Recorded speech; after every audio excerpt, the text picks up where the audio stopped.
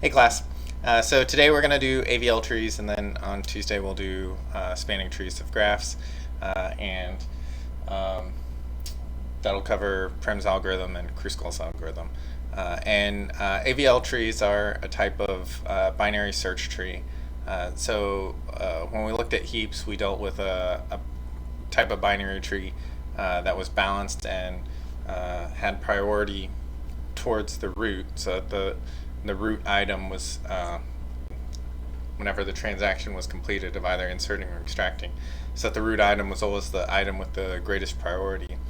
But binary search trees have a different property, and so if you do an in-order traversal of the tree, then you will get the sorted version of the binary search tree. And so the property there is that each node has some value, right? And again, the value is determined by whatever it is that you're storing in the node, whatever it is it's representing. So if it's just an integer, then it's the integer value. If it's a floating point or a double or whatever, then it's that value.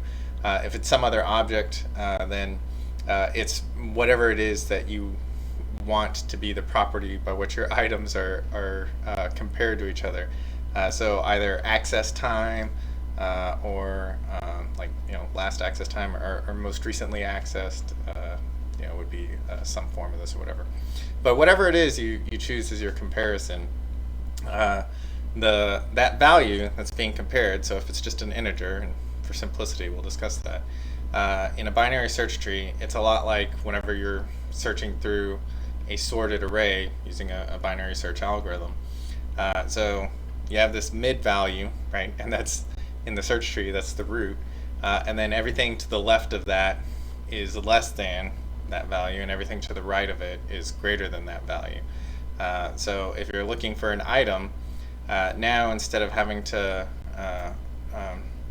sort a list and then search through the list, we're now storing them in a structure that gives us the same information. And you go left for less, you go right for greater than, or you look at the node that you're at for an equality comparison. It can be done rather simply. So we'll start out by doing the simplest version of a binary search tree, and then we'll see that. We'll cover it, but essentially that it's not the promise of it isn't really all that great. If you're given a list in sorted order, then that's actually the worst case scenario. And searching through this tree is terrible. And so you have to work at it a little bit in order to get that login lookup time, and as well as maintaining the sortedness of it in login time. And so we will cover that work. But first, another interview question for you. So FizzBuzz. FizzBuzz is a really popular interview question for developers looking for work, because it is kind of this minimum example of whether or not the candidate can code. And if you can't do FizzBuzz, you can't code. It's pretty simple. But don't worry, if it's challenging or whatever, y'all are still undergraduates, so there's still many dozens to hundreds of hours of work ahead of you before you actually get to your interviews. But you can expect to see something on par with this for an entry-level position.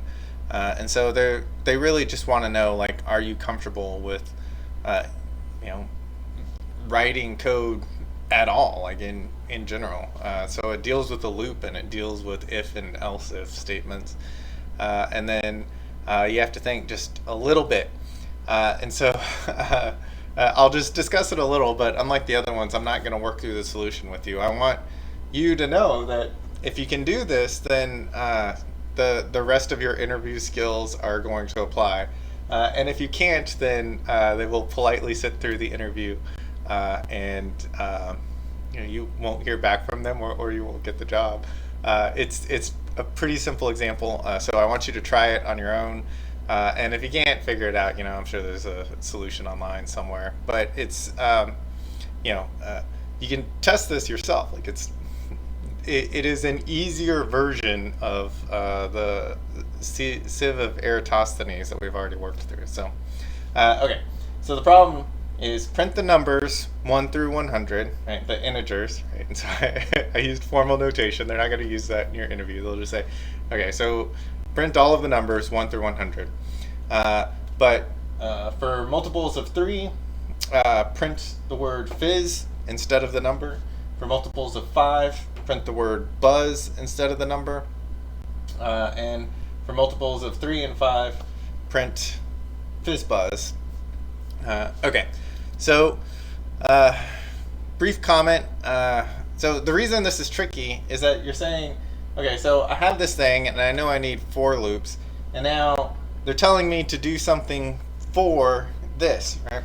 So the trick is to recognize that this is, English. This isn't pseudocode or anything. You should be translating this in your head to if multiple of 3, or if, in mod 3 equal to 0, then do this action, right? And otherwise do this action and this action. And then there's a little bit of logic into figuring out what order you have to do it all to get it right. So, work through it in your head. Find a couple of test cases where you should expect to see fizz and buzz and fizz buzz. Write out the code, and then see. So typically, as long as you're making progress and as long as you can communicate to the interviewer or the interview team, whatever it is that you're working with, then they'll allow you to continue. But if it becomes obvious that you don't want to admit that you don't know how to do it, and you also don't know how to do it, then they'll stop you or whatever. But you're always allowed a little bit of back and forth. You're encouraged to ask questions. It shows that you're questioning the problem and that you're working through it in your head. So that's fine. If you want to ask for feedback or whatever. But you still also want to demonstrate at least a little bit of confidence. Overconfidence is going to get you tossed as well. So just keep that in mind. But at least a little bit of confidence. Anyway, work through the problem. I would expect on a whiteboard for this to take someone with enough experience to get the job, to be able to do this in, definitely no more than 20 minutes. On a whiteboard, it's going to depend a little bit on how fast you write. And then, it also takes a second or two to work through the logic of it. But this is programming at its most basic. If you can do this, then you can, make your way forward. If you can't, then it's not that you can't program, it's that you're not ready for that particular job, right? So keep working at it, right? It's like anything else. You all were admitted to the school, so you have the intelligence to learn this new discipline. But early on, you're just going to be limited by how much practice you get. So here's another one. Go for it. Okay, so let's jump into binary search trees.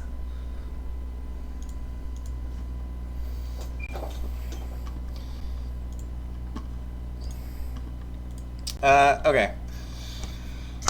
So anytime that we're dealing with a tree, we know that we need nodes, right? So let's create our nodes, or create a function that will return a node for us. So we're storing a value, and that's going to be our comparison value.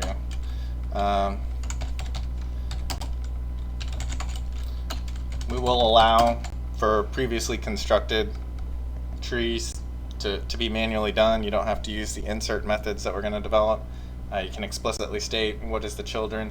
And this is useful whenever you're building up test cases. So I have this tree, and I expect it, after this action, to be in this state, or so forth. And so you have to set it up a little bit. So we'll allow for that. But also, we don't have private values in the way that we're developing this. So this is just a convenience. It's we have no way of preventing them from making the assignment anyway. So, and we're the ones consuming this, so we don't want to make it unnecessarily unwieldy for us to work with. Okay, so we're going to store a height eventually. We'll come back and add that when we need it. Right now, all we're doing is blindly inserting values. So we have the value, we have a parent, we have a left child and a right child. I insist on providing some form of stringy functions, either a toString or a stringify. And so to me, and this is probably an artifact of all of the C# development I've done,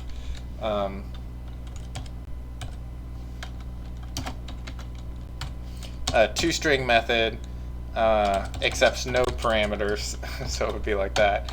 And a stringify method is whatever you want that's like a toString method, but with whatever signature you want. Okay, so we have a depth,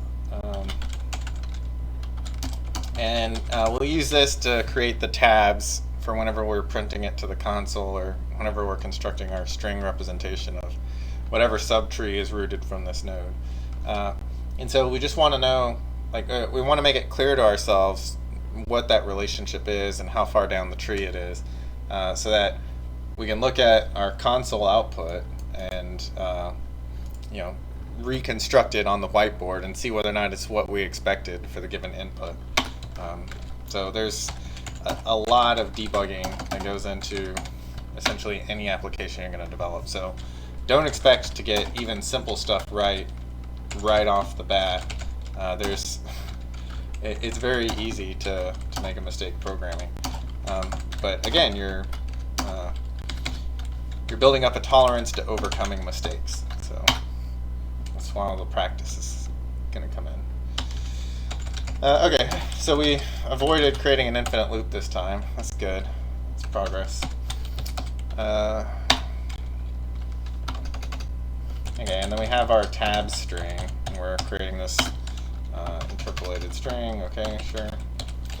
So each line is going to be preceded with the tabs. Whoop.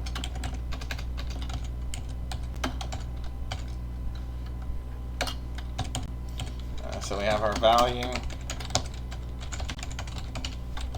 And again, this, whenever we're in the context of an object, if we have defined a key whose value is a function, then this is the instance of the JavaScript object that we're working with.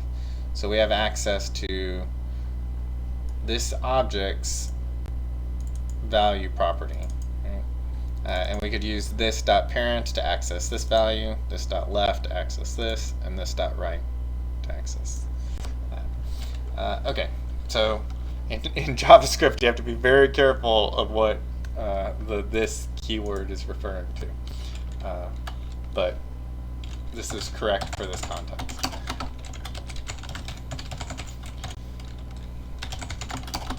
And there's a book, if you would like to become more familiar with it, called JavaScript: The Good Parts, and it is the one that was recommended to me by one of my coworkers, and it's what I used to become familiar with JavaScript. And I was actually really good right after I read it, and then I ended up not writing very much JavaScript for a while. And then I only kind of remembered the vague outlines of it, and so I'm all right again now. But this keyword still trips me up every now and then. But I'm good enough that I can overcome it. So if it's confusing to you, you're in decent company. But yeah, it's a pretty good book if you want something to help you understand what you're doing in JavaScript, and a prescription on how you should be using it. Okay. And then we would like a compute height function, but we're going to wait on that until we have a height property for our object. Okay, so we've created our JavaScript object. We'll do some more stuff later on for balancing. Yeah. Okay, and so we need an insert method, or I guess we don't need one, but we're going to create one because it's going to help us maintain sanity in all of this. No, we're going to extend it later on, and yeah. So as you're going along, I can recommend just writing some helpful statements. You can always comment them out pretty easily, whenever the time comes. But when you're first starting out, you just want to see where you are, and then if things break, like, it's nice to know what it was trying to do whenever it broke. Okay, so then the first thing we need to do, we are accepting a root, and then we're getting a value. So we're inserting a value, but in order to add it to the tree, we need to create a node that wraps the value, or that embodies the value.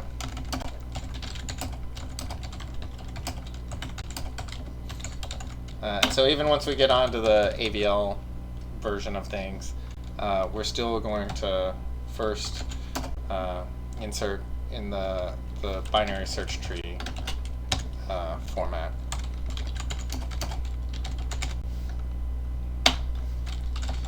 So we initialize our parent variable to root, but that's going to get updated as we descend down the tree.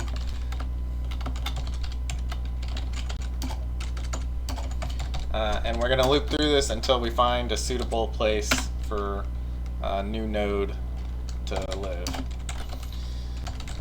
So we have our value, and if it's less than the parent's value, then we're going to go left. We're going to be in the left subtree of whatever our current parent instance is. So then if we're going left and whatever our proposed parent is doesn't have a left child, or if their left child is null, would be another way of saying that, then we assign it to that left node, that left child, and then we assign this proposed parent as the parent of our new node. Whoop. Should be parent. Okay, see, mistakes abound. Okay, so then if the value was less than the parent value, or whatever node we're currently testing, and it wasn't null, then we need to descend further down the tree. So then we update our reference for parent to be whatever the left child of the one that we were testing on this iteration of the loop, and we'll figure it out next time. And I like to explicitly continue because I want to be very clear that even if we go back and we add other logic outside of this if statement, I don't want that executed. Whenever I finish this statement here, I expect it to go back to the top of the loop. And so I just have a habit of being very explicit in doing that. Not everyone does it that way, and, teach their own, but that is my thinking on the subject. Okay.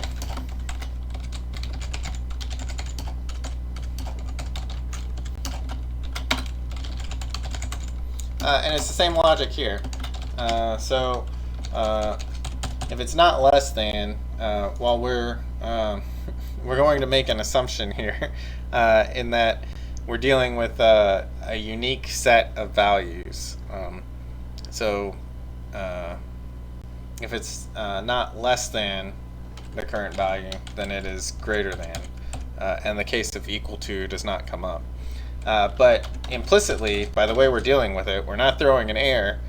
So when we treat this, we treat not less than as greater than or equal to. So our search tree would actually allow for it, but it won't guarantee the uniqueness of the node that it finds.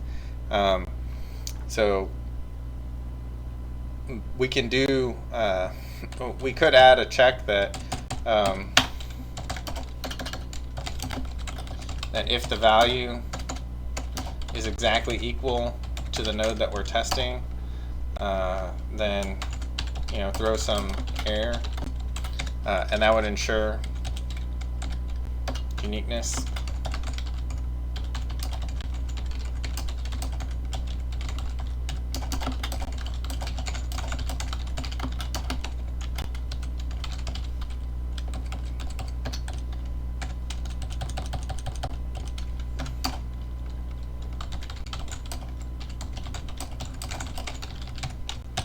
Okay, so this is a perfectly valid way of doing it, and just it also emphasizes that errors are not necessarily a bad thing. An error or an exception, depending on whatever it's called and whatever language you're working with at the time, is a way of guaranteeing that your data does not enter an invalid state. So we're making an assumption that all of our nodes are going to have unique values, and if that assumption is broken, then we will not complete that operation, and thus we have guaranteed that if this insert method returns, it returns the tree in an expected state, and then it's up to the consumer of that method to deal with any exceptions. So either they have to write their own tree that accounts for for collisions, or they have to clean up their data before they try and store it in a binary search tree. I think it's excellent. It's an excellent practice to explicitly enforce these assumptions with exceptions and errors, so that it's known what it is that you're handling. And if they want to modify, if someone later on wants to come along and modify your method to allow for duplicates or collisions, they know that was assumed and that it's not some bug or that they're using it in some unknown way. So it's just another way of communicating the intent of the code that you've written. Not all exceptions and errors are bad, especially if it's used to enforce integrity of the data or data structure. Okay, so now we can say, well, if it's not less than, then it's greater than, because we handled the case of equality. So then if it wasn't equal and it wasn't less than the node that we're testing, then it's going to land somewhere in the right subtree by the promises of a binary search tree. So then, and in this case, there was no right child already, so the new node goes to the right child, and then the parent, the node that we're currently on, becomes the parent of the new node. So that we can go up or down the tree. Right? That's why we maintain the parent as well as the left and right children. Okay.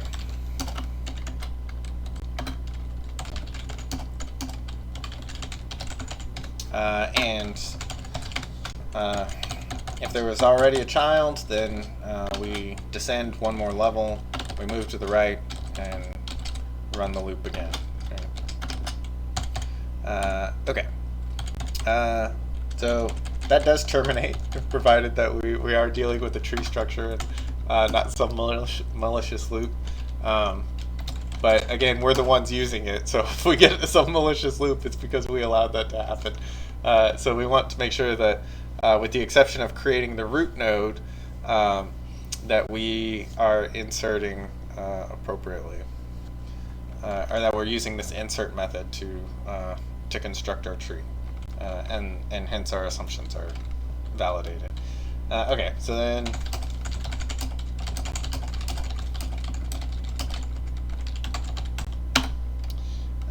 this is where we would compute height.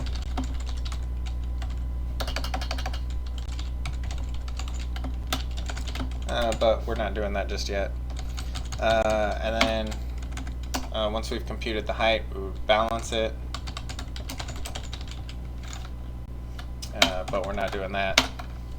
So we'll just return the root. Okay, so let's we have our stringify method, so we can print out to the console and see whether or not this this thing we've created is a functioning way of maintaining a tree, or if it's some abomination that's not quite up to the task. Okay. So we'll create our root node. So it has some value 5. The others were all optional values. And then this insert method that we just created, it always returns the root. And since we're never actually assigning to this value, and we assign, we're just return whatever was passed in, it doesn't look like it's doing anything. But once we start balancing the tree so that our tree has a height that is as balanced as it can be while we move along, then it is going to be possible that the root changes. The root node is going to be moved around because we will then be enforcing two properties again. So it's different from the properties that we were enforcing with the heap, but again, it's two properties. And so it's going to be that it's sorted essentially in order traversal, and it's balanced. And we're already guaranteeing the sorted using this method of insertion. If it's less than, go left. If it's greater than, go right. And if it's equal to, throw an exception. So that last one is optional, but those tests, that way of arranging the data is guaranteeing the sortedness, and then we're going to add some additional work to guarantee the balancedness of the tree, and that additional work may change the root node, and we'll discuss that in just a moment. Okay, so we insert some other value, doesn't matter, and we're going to insert these values in ascending order, just to demonstrate what it is that we're doing wrong.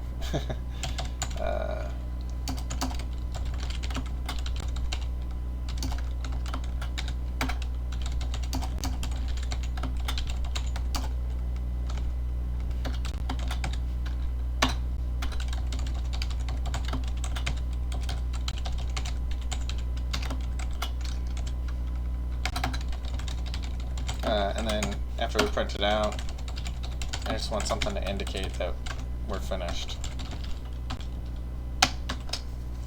Okay, so let's take a look.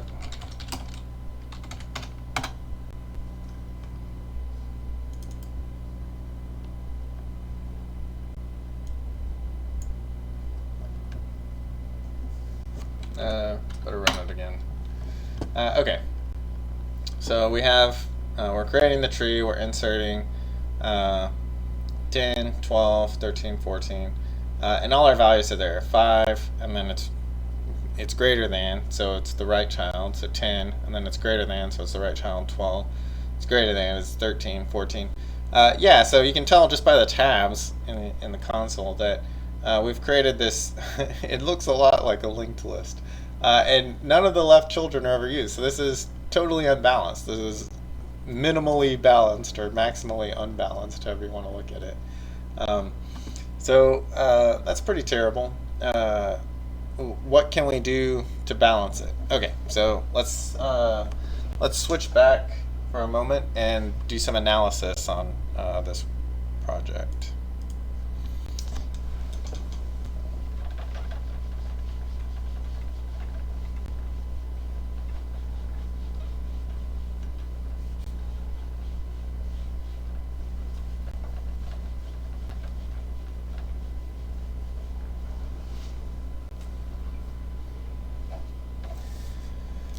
Okay, so currently we created 5,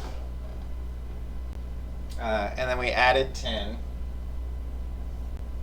and that's fine. You can't do any better than that. And then we added 12. Okay, and already we can see that this isn't balanced, right? Like, so.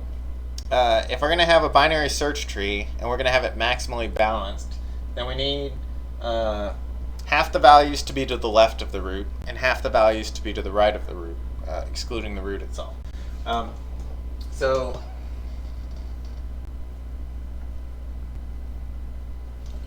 we would expect a tree that looks like this. So is there a way that whenever we reach something that's unbalanced, that we can correct and go from this to this? And so the method given by the Avl tree algorithm, the method for balancing, is going to create two additional functions. It's going to create rotate right and rotate left, and they're just mirror images of each other. And then there's a little bit of logic that we'll add to make sure that we handle every case, every unbalanced case. But for now, let's just discuss those methods of rotate right and rotate left. So it's the same thing, it's just in the opposite direction. So here, this would be rotating left. And so first of all, we have to identify which node it is that's being rotated. So when we say rotate right or rotate left, we're discussing some subtree, right? So you can imagine it, you pick some root or some subroot, right? And here, that would be this one. And then that one moves to the left. So that goes here. And then this one, the right child of the one that's being rotated out of the root slot, gets promoted. And then here, this is null, right? But if it wasn't null, then because it's both greater than this node and less than this node, well, the fact that it's less than this node means that it has to be in the left subtree, and the fact that it's greater than this node means that it would be in the right subtree of this one. And this node, as it's being replaced or superseded by its right child, it no longer has a right child. Its right child becomes its parent, and whatever was the parent of this becomes the parent of this, right? So it's being replaced. It's and so this gets moved here. So let's so that's the idea, right? And this is kind of what happens. So you can see it here. It becomes the left child of what was formerly its right child. Okay? And then the right child of this one, the new root, or the new root of that particular subtree, is unchanged. So let's replace these actual numbers with some more generic concepts, and then we'll work with those substitutes, and we'll see what happens.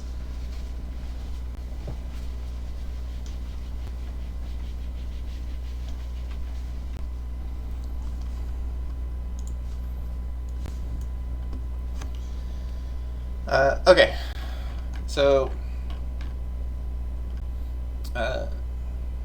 right, so that was a rotate left. So let's say that the root is x, its child is y, and then the node, the child, the grandchild of the root, we'll call z, the one that is moving places or potentially moving places.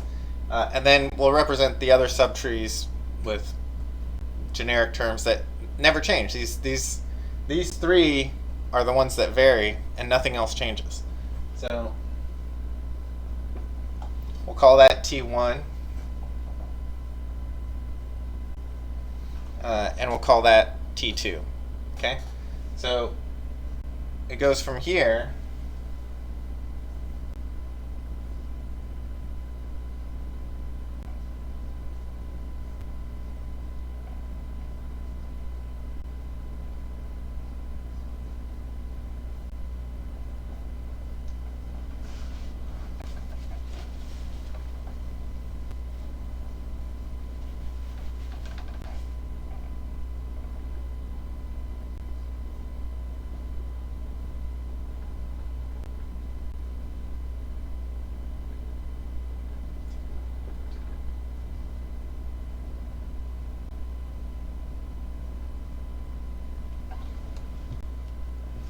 Okay, so yeah, you can see. So when it rotates left, it promotes the right child, and then the left child of x is unchanged.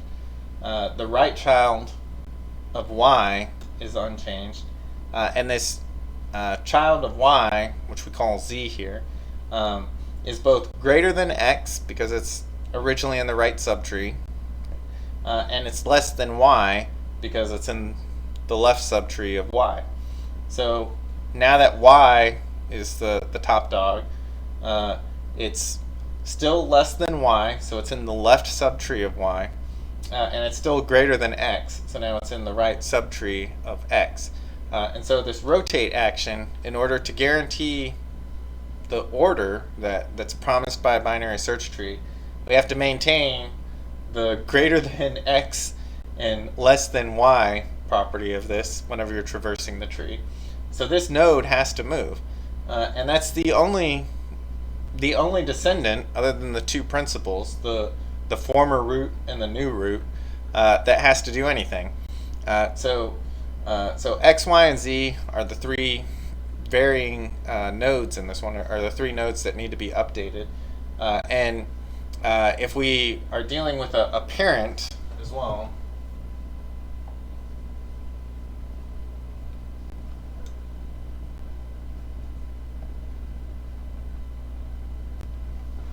then that'll need to be updated as well. So x and after the rotate y will need to be either a right child or a left child of parent, and so we'll deal with that.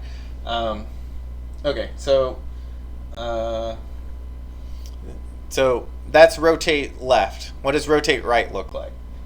It looks like this. So if you take this and you rotate it so that y then becomes a child of x, and z, which is this right child of x, becomes the left child of y.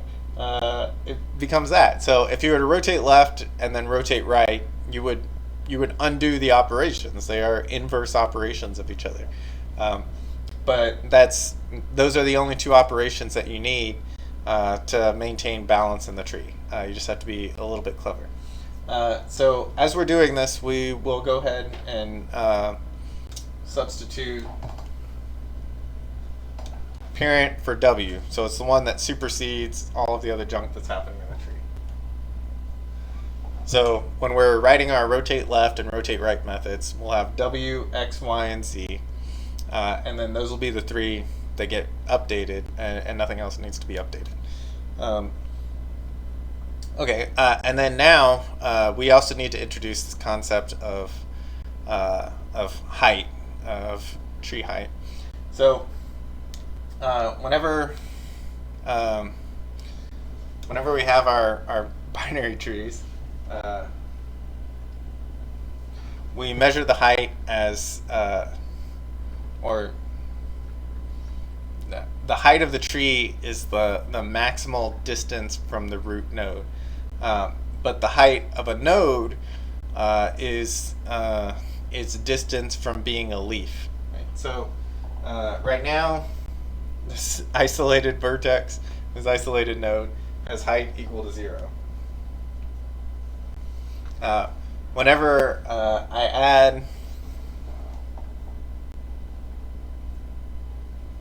two children, now these two have height 0 because they're leaf nodes, and this has height 1. Now if I add one node over here,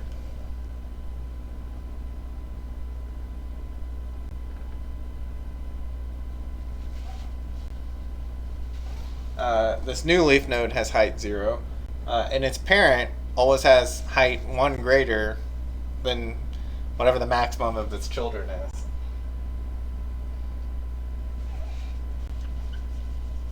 Okay, so by that same statement, this node has a child with height 0 and a child of height 1. Well, I just said it's 1 greater than whatever the maximum height of its children is. So the maximum height here is 1, so then this needs to be a height of 2.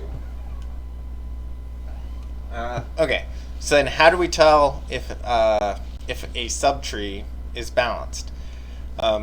So we look at the heights of its left and right children, and if they differ by more than one, then that subtree is unbalanced. Okay. So if we add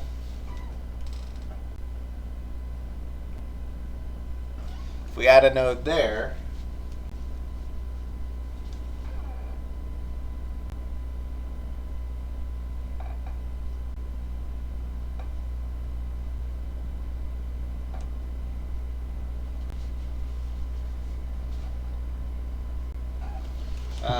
so we can tell whenever we get here that something is a foul.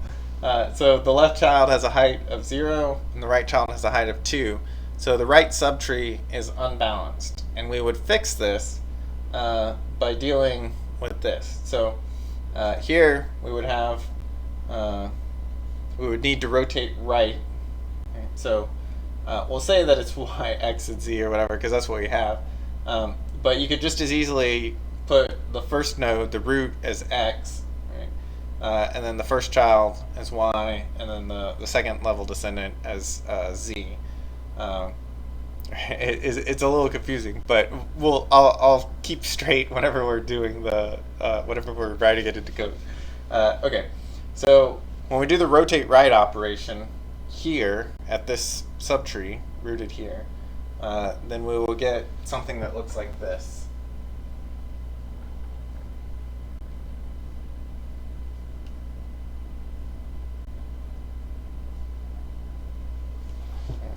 And so just so that we understand what we're looking at, let me add labels to each of these.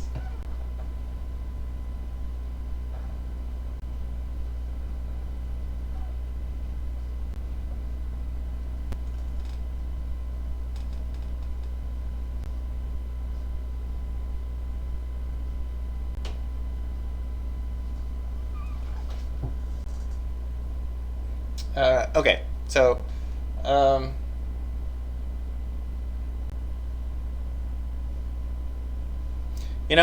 that's true. That's what we did. But it's going to be a little confusing because the labels I used don't maintain the lexicographic comparisons, right? So let's change that.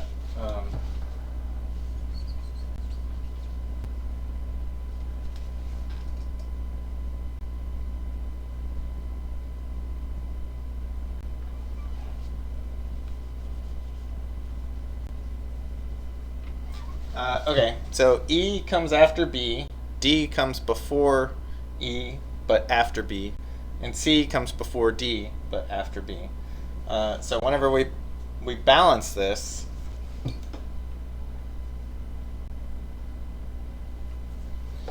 we end up with a tree that looks like this, right? So we perform this rotate right, rooted at this subtree, our E node, and E becomes the right child.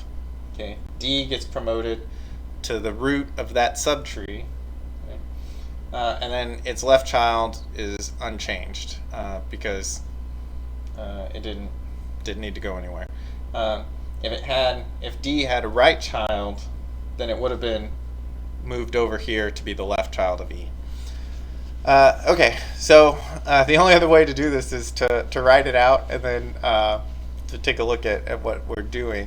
But that's essentially it. So you have rotate right, or rotate left, or you take this, the right subchild, and you move it left, right? And the root of that subtree moves to the left, which is actually down in the tree, down and left on the tree. And then you can take this and rotate right, where the root node moves right down the tree, moves to a right child's position, and the former left child gets promoted. Right, so those two inverse actions. Okay, so let's get back to coding.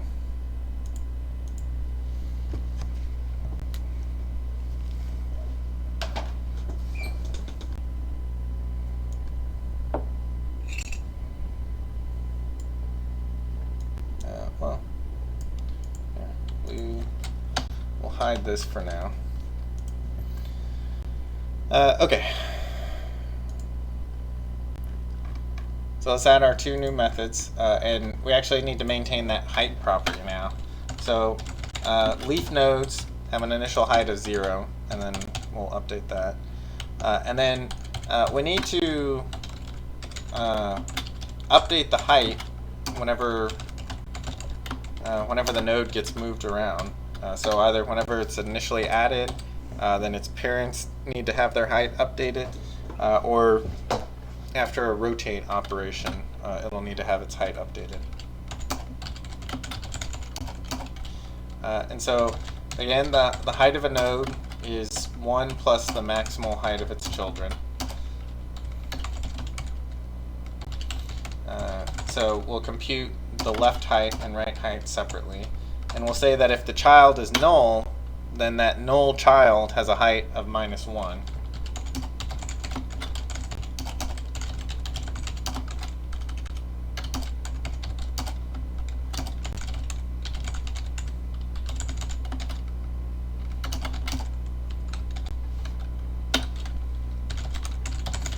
Okay, so then the height of the current node is equal to 1 plus the height of the greater heights of its children. Right? So if the left height is greater than the right height, then we add 1 to that value. Otherwise, we add 1 to the height of the right child. And if they're equal, then it doesn't matter which we pick, so we just pick the right one, the height of the right child.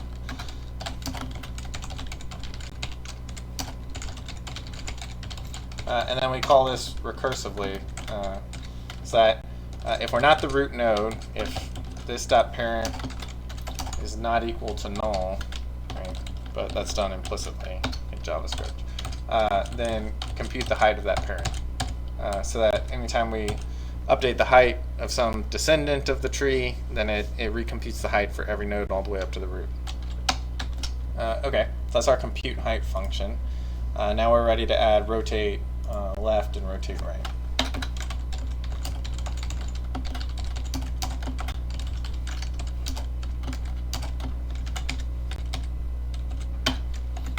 And then again, we use comments because if you're anything like I was at your point in understanding, then it's just confusing to figure out what all we're doing and why we're doing it. So here's some ASCII art to help us track our way.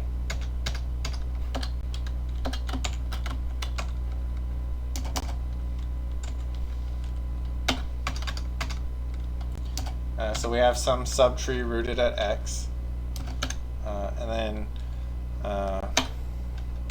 we have a right child of y. If we're rotating left, then we're promoting that right child, and that root node is rotating down and to the left. Let's see. And then there's that the mobile node z, which is whatever value is at y. So either null or some other node. And so z will get moved around.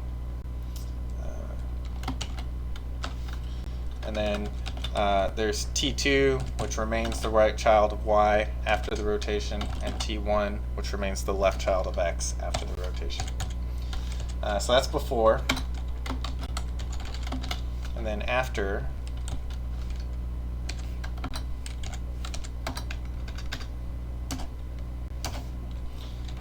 we have just lined up. Afterwards, this will be y, this will be T2,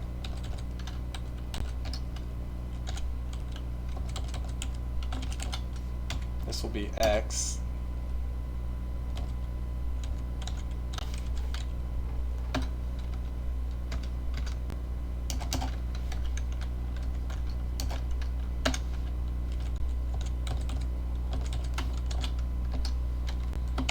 this will be T1, so the left child is still there, and then this will be Z.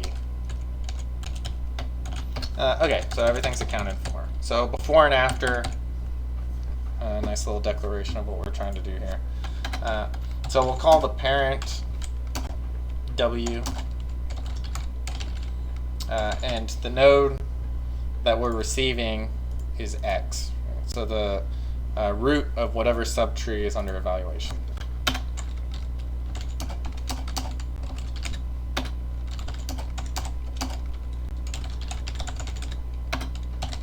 And then again, to maintain the integrity of the data structure, we can't call rotate left if this right child is null, because then we would be promoting some null value to be the root of that subtree. And that would violate the integrity of the data structure, so we throw an error.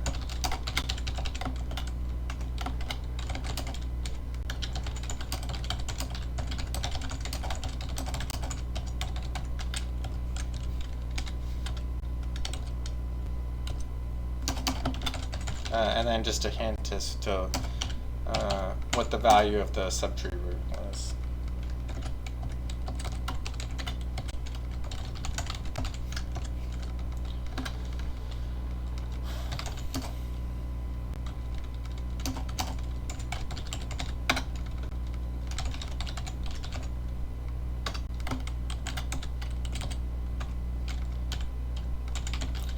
And then just a debug statement. You can comment these out or remove them once the program's working, but it helps us to figure out what it is that we're trying to do.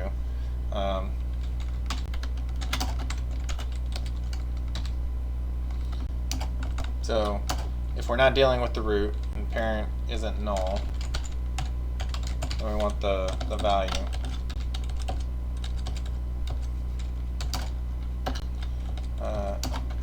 Otherwise,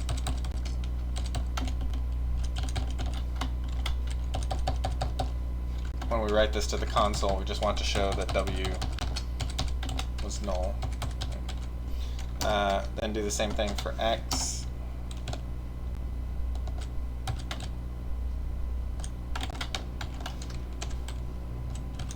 Although X will never be null, because we'll never call that. So we can just call x.value. We're throwing an exception if y is null, so we know that y isn't null. So then z is the only other one that we would use that logic for.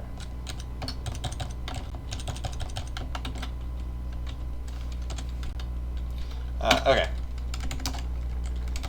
So update the relevant properties of x.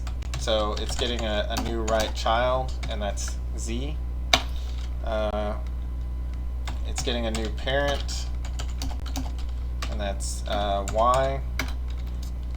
Okay, that's it. Update the values of y. Y is getting a new left child, and that's x. And it's getting a new parent, and that's w. And then update the values of z. And so if z is not equal to null, right, so if z equals x, and we'll explicitly say as long as it's not null, right? But we could just leave it at if z. Okay, and then we need to update w.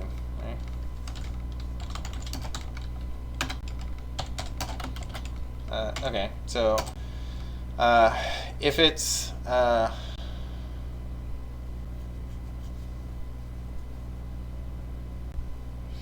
okay, so if w is not equal to null, then we know that it's going to have either a left child or a right child. Right? But we also know what subtree we're dealing with by the value comparison. So if parent.value is less than any value, x, y, or z, but we'll use y, y.value, then y is in the right subtree. Right? So greater values go to the right of the current node, and lesser values go to the left. Right? So it's this left, least to greatest ordering from left to right in the tree. So this test tells us that if this is true, then y is in the right branch. So then, sorry, this should be w. W right is equal to y.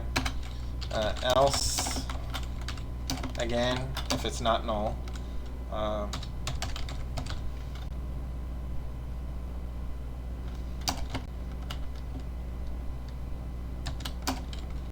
and it's the other case.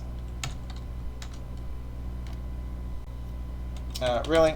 I don't. I think we can simplify this some. So if w is not equal to null, right, then we're going to update its value. So we get rid of that. And so now we just see, okay, is it the right child or the left child? So if y is greater, then it's the right child. Otherwise, it's the left child. Okay, so we've updated everything, but now we need to recompute the height.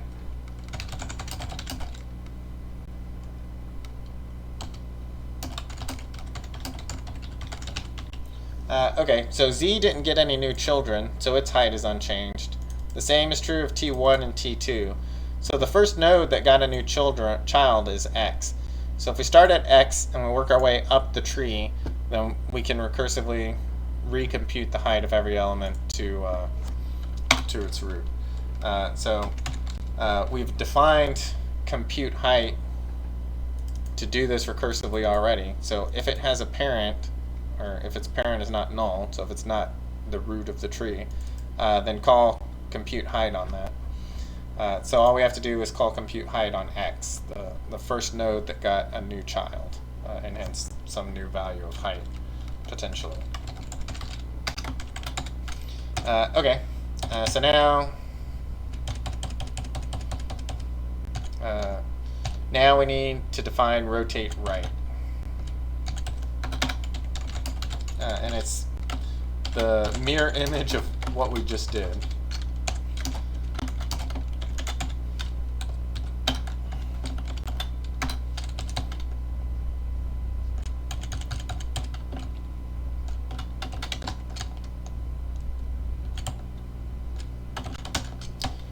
Okay, so in this case, we start here, and we go to this. But because when we start, we want x to be the root, we start like that, and then we end up like this. So it's the mirror image of what we had going on up here. Right? Okay, so now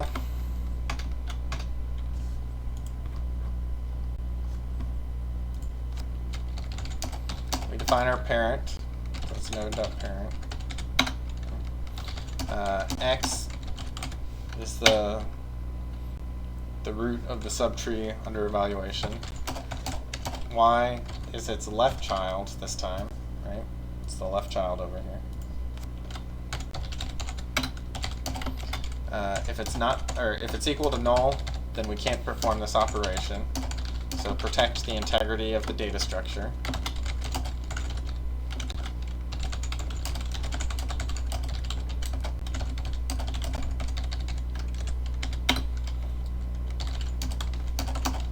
Okay, so z is the right child of y.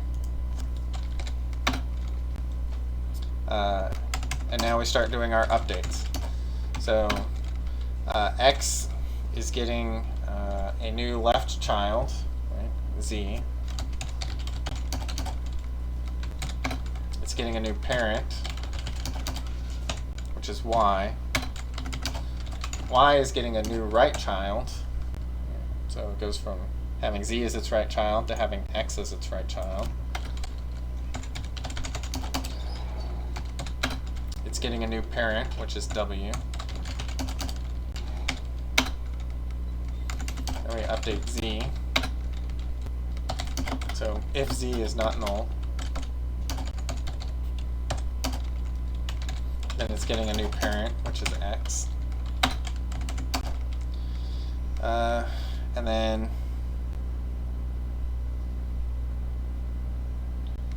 we want to update Z.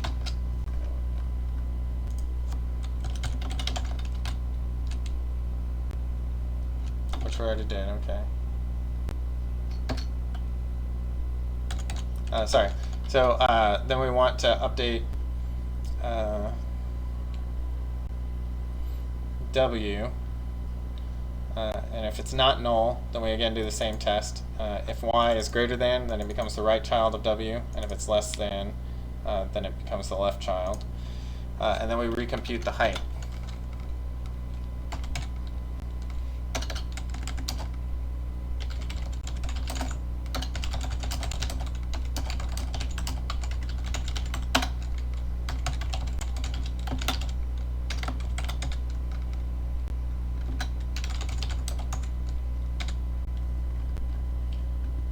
Oh, and I forgot to return the new root of the subtree. So we accept the root for whatever the input is, and then we return the root once we've manipulated the state. And so if it was unchanged, then just as the insert method was blindly returning the root before, then we would return it unchanged. But in the case that it does change, we need to make sure that we return that to the caller so that a reference of the root for the tree can always be readily available. Okay. Update Z, update W, compute height, X, Y, Z, W, height, returning the root in both cases. Okay, perfect. Okay, so now that we've done that, we have the mechanics necessary, the utilities necessary to balance the tree, but we haven't actually added any balancing logic. We just know how to promote children that can make it more balanced, but we haven't really considered how to do that or how to handle every case. So the algorithm has 4 cases, and let's before we get into that, let's take a look at the 4.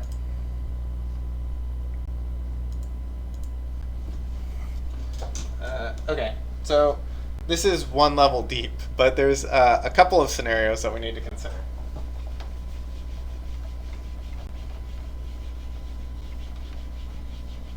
And when I say a couple, I mean there's 4 scenarios, so there's a couple of pairs of scenarios that we need to deal with.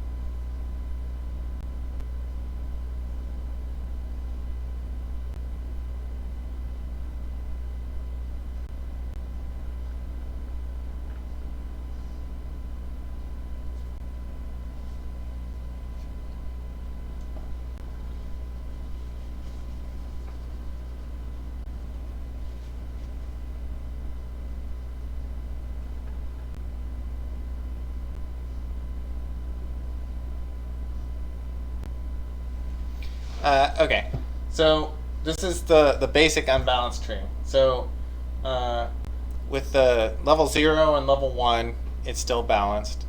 And then we get to the grandchild, and it's as balanced as it can be. This is the next slot, right? So whenever we were discussing heaps, we were saying that it was typewriter fashion. So level at a time from left to right. This is fully filled in. Left to right, this is fully filled in. Left to right. At this point, it's still filled in.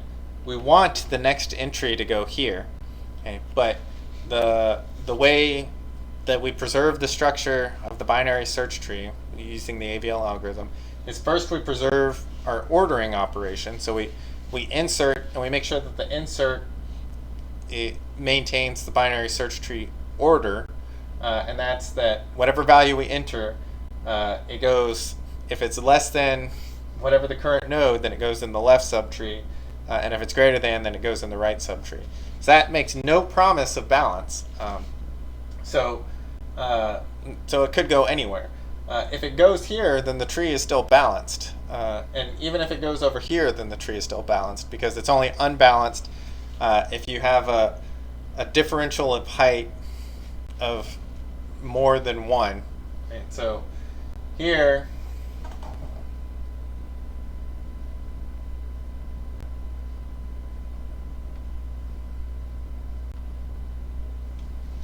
the children only differ by 1 in their height. So that's still balanced. It's not that bad. If we get a node over here, it's not packed the way that the heap was, where we always made sure that it went left to right. But we don't have it where there's this long string of entries on one side and it's only 1 deep on the other side. So it's still balanced. It's just not as tightly packed as the heap was whenever we were doing that. But because we are maintaining our balanced binary search tree after every insertion, then we're guaranteed that we will never break it by more than 1 in terms of unbalancedness. So we can't do worse than 1 because it's balanced when we get it, and we're only adding 1 node at a time. So if we ensure that we do it in a transactional manner, then whenever we return it, it will also be balanced. And so we inductively preserve this balanced state. So the ways that we can break it are very finite. So there's this, and then there's the reflection, which you'll see in just a second. So the only way we can break it is if we have something that's as balanced as it can be, but we're not dealing with a full tree. And then we get something that breaks the balance. So you'll have something like this, and you'll get either a left child or a right child added, because that's how we break it from this state. So then the way we would balance it, if we got a left child,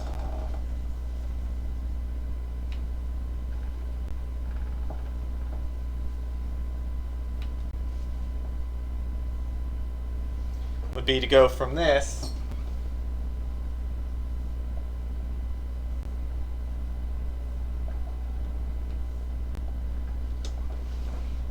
to this, which if we were doing our typewriter, that would have been the next slot that we expected to get something. So we've already established that we have the tools that we need. We rotate right at this point, and so that one rotates right and down, and it gets moved over here. And then this one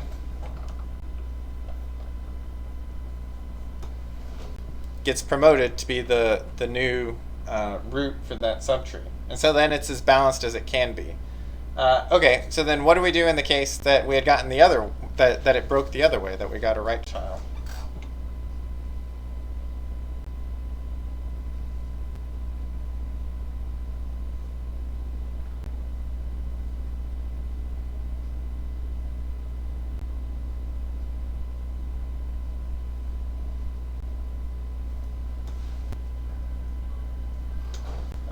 Okay, well,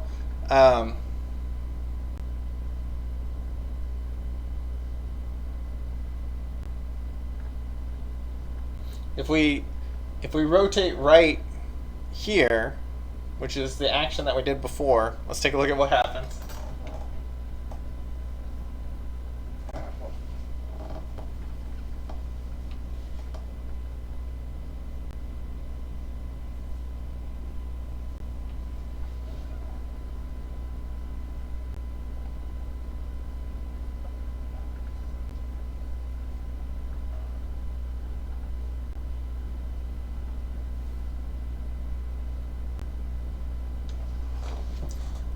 Then our X node gets rotated right and becomes the right child. Our Y node gets promoted to root, and it becomes a new root of the subtree.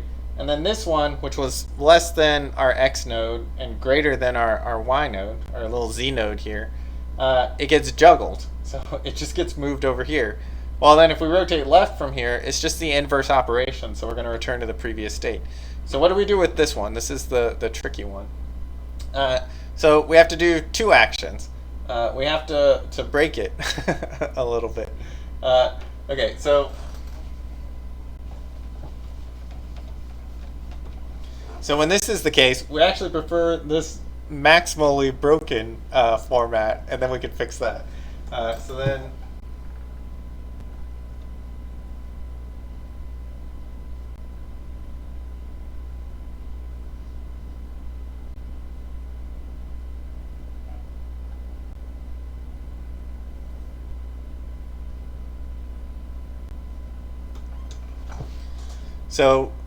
we go down a level and we rotate left, okay, so that our Y node gets demoted and becomes the left child of our Z node, and then now we have this structure. But this, we've reduced it to a previously solved state. So from here, right, that's this, and we can rotate right at this node and get this. So from here, by doing this, we've reduced it to a previously solved state. So that's half the problem.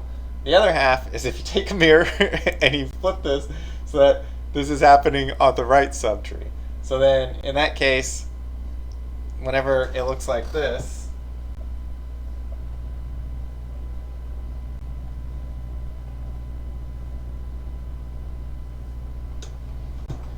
then you rotate left here and you get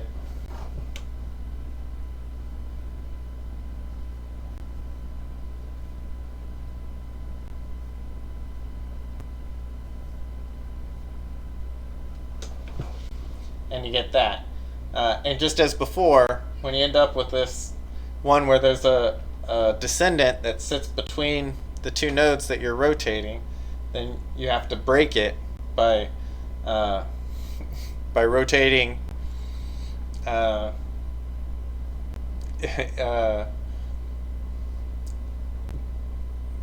rotating away from the center of the tree. Right? So you would rotate this and make it more unbalanced because this can be fixed in one step. So and that's it. Those are the four cases.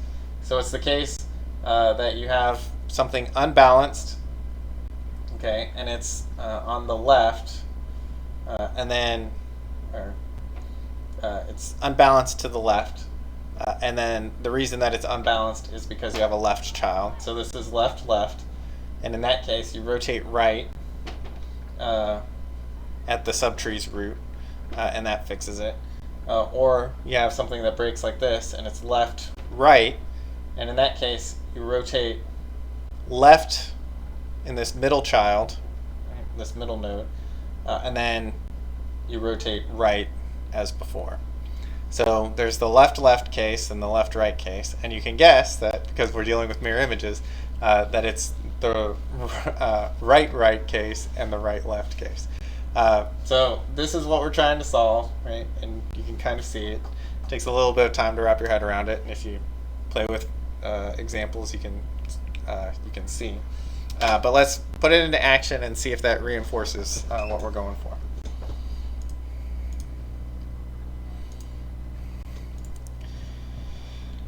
Okay, so now we can write our balance method, and we know the four cases that we have to handle.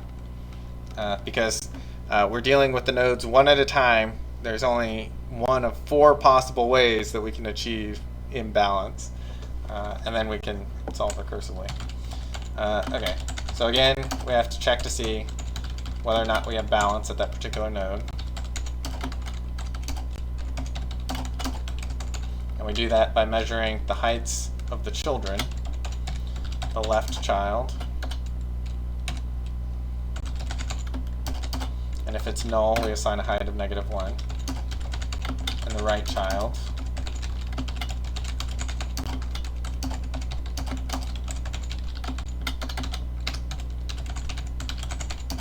And again, if it's null, we assign a height of -1.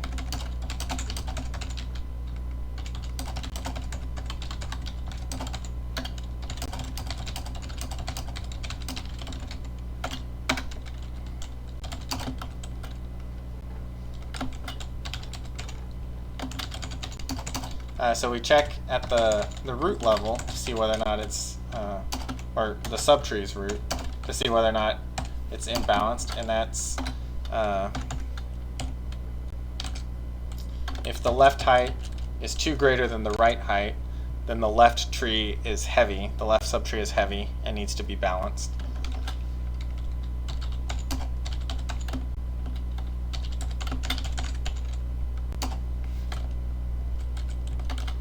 So then we check the grandchildren to see which of the two cases it is. Is it the left case or the left right case?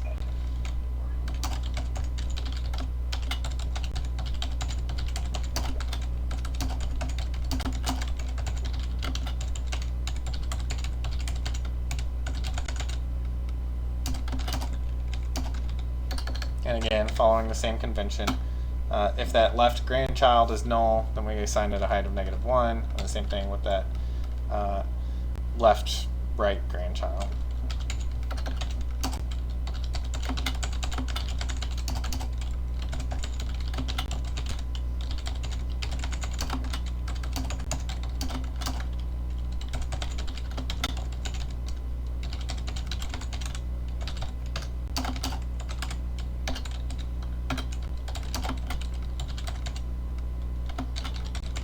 Okay, so if it's the preferred, the easier to handle kind of broken, then it's because the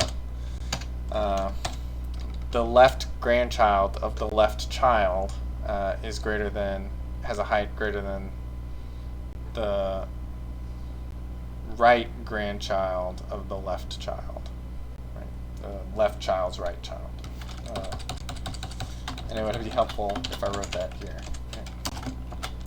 Okay, so if it's that, then it's the left case, which we described, and that's fixed just by rotating right.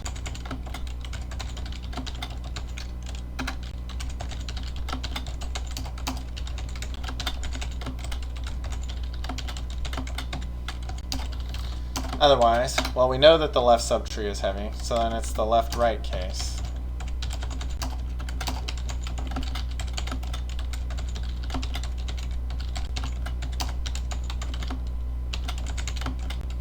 So we reduce it to the previously solved case, and then we solve it.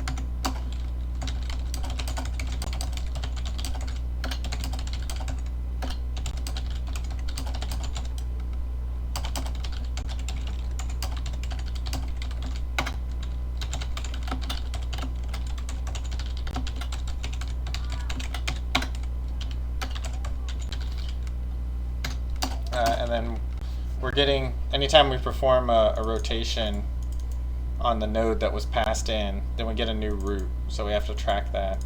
That's why we're doing this assignment here.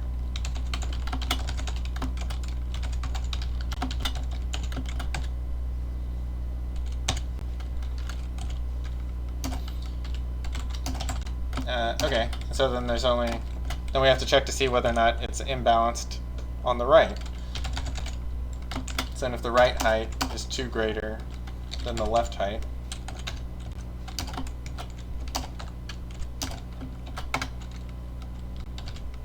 and we do the same thing,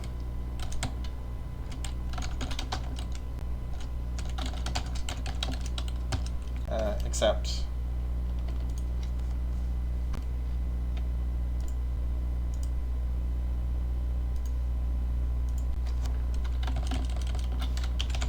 we do it with the right child, the right subtree.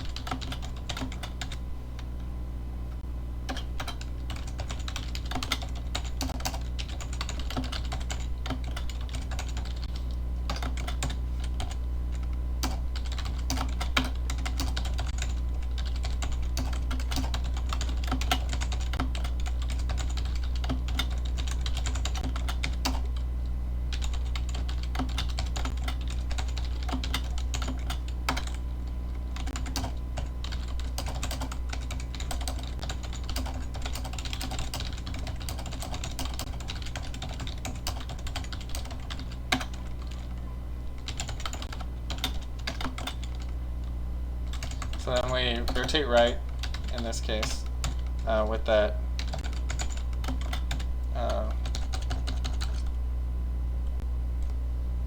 with the right child, and then we have something that looks this even more unbalanced, but it looks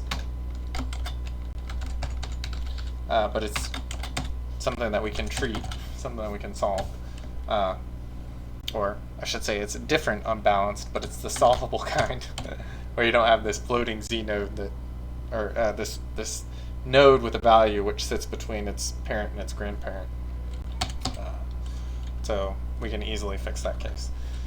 Okay, so those are the 4 cases. We've dealt with them one by one.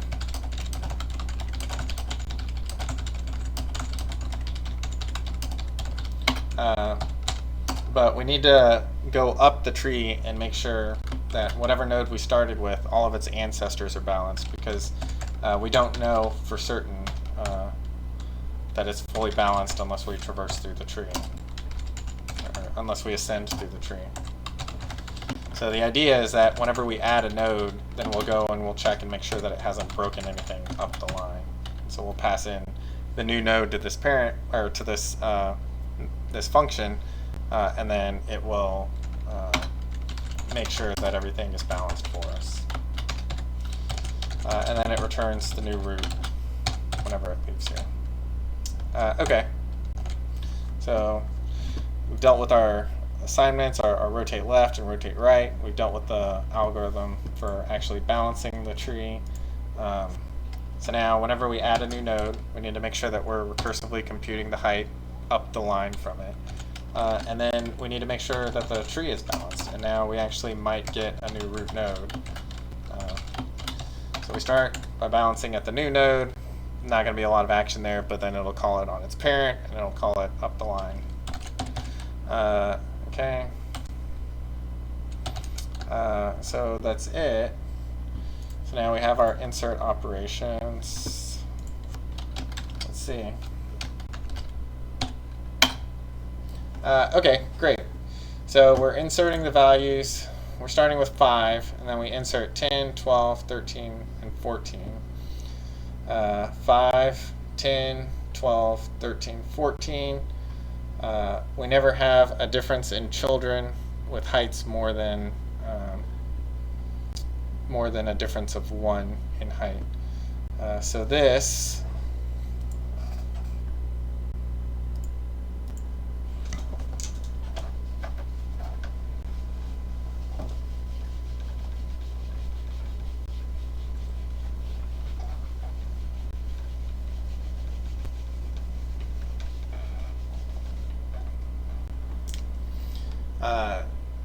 this will create